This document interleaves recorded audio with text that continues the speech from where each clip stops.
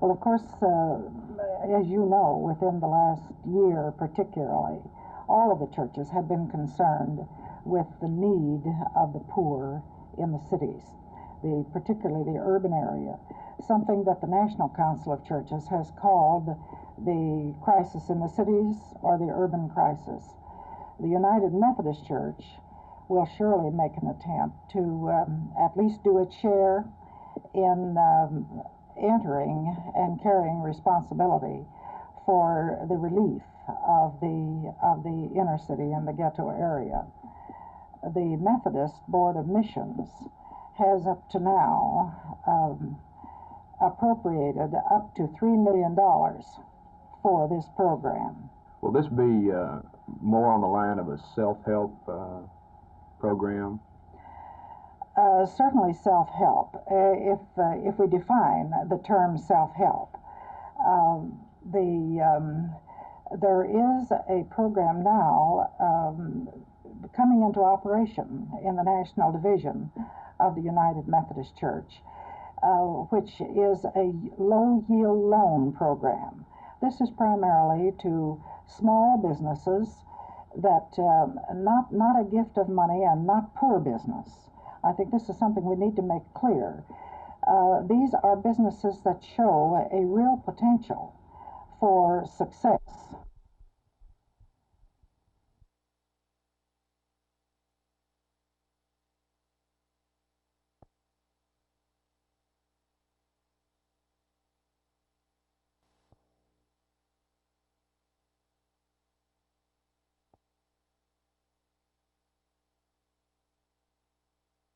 How long will it take to get regular telephone operators and regular telephone service back into service? Well, of course, as I've told you, Lee, I think service is pretty normal right now, but as far as getting the operators and other people who are out on strike back, that would probably depend on when the strike might be settled. If it was in the middle of the night where people might not get word that it was settled, it would take a little bit longer, but normally it would take us anywhere from 4 to 8 hours to get everybody back in their normal positions. Who are the major personnel who have been affected by the strike? Well, primarily they're the operators. All those buildings that are picketed are the buildings in which there are operators, and also those where we have central office switchmen that maintain the switching equipment. Ted, where are most of your personnel from, these people who are working the boards during On these the strike? switchboards?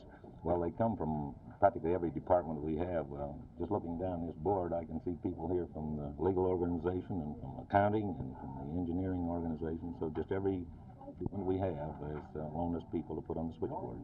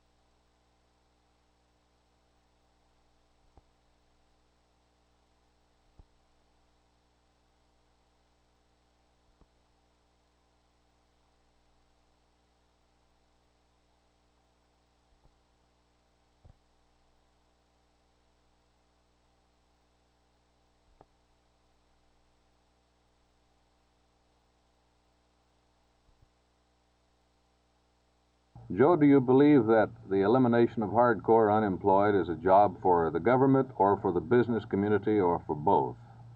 John, I personally believe that the business and industry must combine with the government in order to alleviate the problem of unemployment, specifically geared to the hardcore. What can the business community do that it's not been doing? While it can provide jobs for the hardcore unemployed, it must release some of the tightness on the job applicants, the requirement of high school diploma, not having a police record. Some of these things are going to have to be eliminated.